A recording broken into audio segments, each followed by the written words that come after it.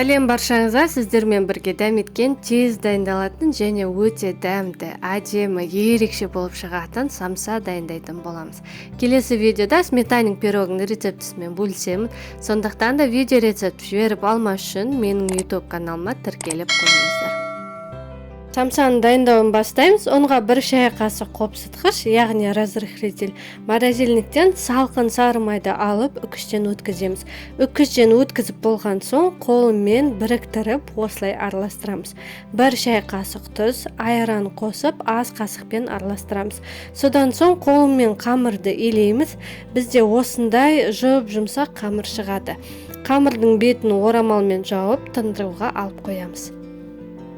Енді салмасын дайындаймыз. Ол үшін пиязды майдалап тураймыз. Тартылған етке пиязды салып, дәміне қарай тұз, бұрыш қосамыз.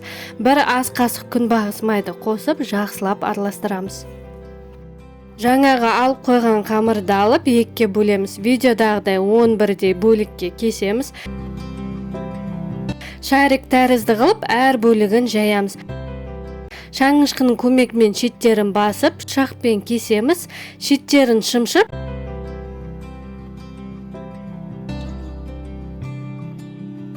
салмасын салып, орап аламыз. Уызға шамалы сүт қосып, араластырып, самсаның бетіне жағып шығамыз. Кунжутты бетіне сеуіп, алдын ала 180 градуста қызып тұрған пешке 35-40 минутқа қоямыз. Осымен біздің самсаларымыз дайын, өте әдемі және дәмді болып шығады.